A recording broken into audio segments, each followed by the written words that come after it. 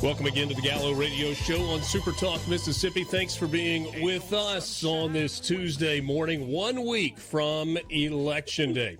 Our next guest is a name that certainly you will recognize, Riley Gaines, a standout swimmer at the University of Kentucky who has become an activist, a supporter, an advocate for girls and women's rights in sports, fairness in women's sports in particular.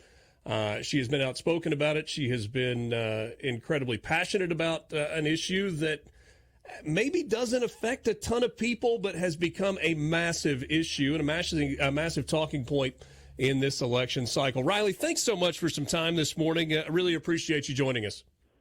Well, thank you, Richard. I am thrilled to be on with you and thrilled to be in the great state of Mississippi. I want to start with where you were on Sunday. You were in New York. If you read a lot of the media reaction to President Trump's rally at Madison Square Garden, there's a pretty negative picture that has been painted. What was it like being there for that rally on Sunday? Man, let me tell you, it is a night I'll never forget. Being in a sold-out Madison Square Garden arena with, I believe the final number was about 21,000 fed up patriots in one room with the streets of New York. I mean, 100,000 plus. I believe there were over 200,000 people who tried to get on. Only about 20,000 could. So, I mean, you had hundreds of thousands of people lining the streets wearing their red caps. Again, all people who are ready for change. So it was really special. It was pretty cool to be in the audience watching, and you've got people like Hulk Hogan who are up there, I mean, ripping off his shirt, followed by a speaker like Dr. Phil. I mean, I'm just sitting there watching this as a Gen Z young woman, right? And I'm like, this is politics in 2024. Hulk Hogan ripping his shirt off, followed by Dr. Phil, all in support of President Trump, who I believe is the greatest president, certainly of my lifetime, and who we hope gets in office in a week from today. Visiting with Riley Gaines. She is a host on OutKick of Gaines for Girls and is director of the Riley Gaines Center at the Leadership Institute. Has a fall college campus tour that is coming back up. Riley, I think most people are familiar with your story, but give us the Reader's Digest version of, I guess, going back to 2022 when you were still competing collegiately, and what drove you into this advocacy for girls and women in sports? Yeah, so as you said, I was a collegiate swimmer. I swam at the University of Kentucky. Neither Ole Miss or Mississippi State have a team, so maybe that's something that we can work on, Richard. We can work on that. Exactly. But did some really great things in my career, things that I'll forever be proud of. SEC champion, 5-time SEC champion, SEC record holder, the list goes on. But in my senior year, we were forced to compete against a man. This was a mediocre man competing in his rightful category, ranking in the 400s and 500s nationally, to then switching to the women's side where ultimately he would win a national title. So, of course, the blatant unfairness of it, the locker room scene, what that was like, and being forced to undress next to, again, a 6'4", fully intact, naked man, the silencing that we faced, all things that really contributed to this overwhelming feeling of guilt, honestly. I felt guilty. I felt like I was responsible, given that I had participated in the farce, and I could just no longer look myself in the mirror. No, I mean, I have a younger sister. I can only hope to have a daughter of my own one day. I couldn't look myself in the mirror anymore and know that I would be okay with staying silent and ultimately lying about how we all felt in that moment. And Riley, I mean, I've got two daughters. I've got three children. Two of them are daughters. One's 14. One is 7 years old. And honestly, I got chills because it's the first time I've heard you say out loud really what that scene was. You were in the locker room. There was a biological male who was transitioning, I suppose, but still had male genitalia and was in the women's locker room at a collegiate swimming championship. Did I get that right? It's weird even to hear you say it, even having lived it. Like, again, like to just very clearly set the scene. A swimming locker room's not a place of modesty. I mean, these suits that you're putting on, they're skin tight, they're paper thin. You're fully exposed for like at least 20 minutes while you poke and prod yourself into these suits. And being in that space, again, fully unclothed, inches away from a man who was also simultaneously naked, who is watching you undress. And if you even dared to oppose it as a woman, you were the one who was reprimanded. You were the one who was told you weren't being kind, you weren't being inclusive, you don't know how they feel. Well, what about us? What about our feelings? What about the many women who were in that locker room who were, tragically survivors of sexual assault in some form? And being in that space with a naked man is incredibly traumatizing. I mean, it was totally wild how we were berated for even daring to question this setup. Yeah, visiting with Riley Gaines, and this, it's revolting to hear that.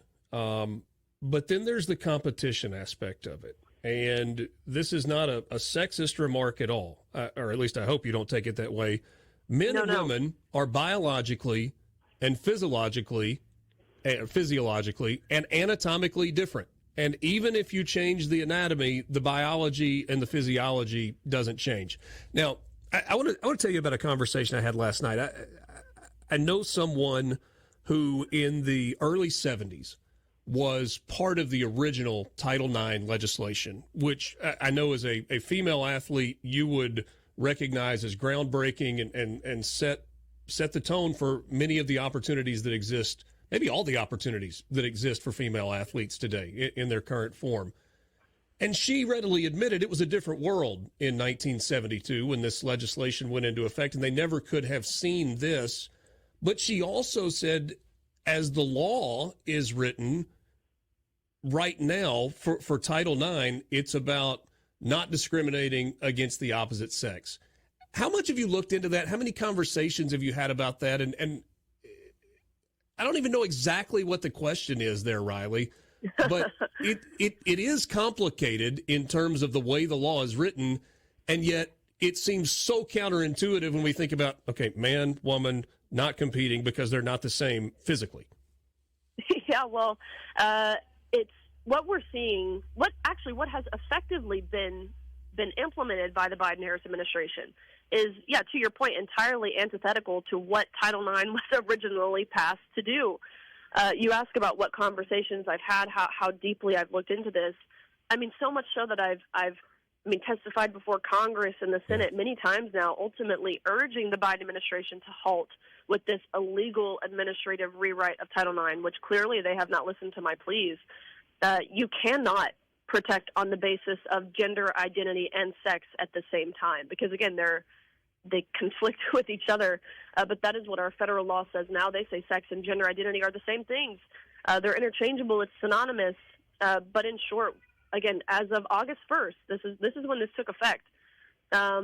Men can take academic and athletic scholarships from women. Men can have full access to bathrooms, locker rooms, changing spaces.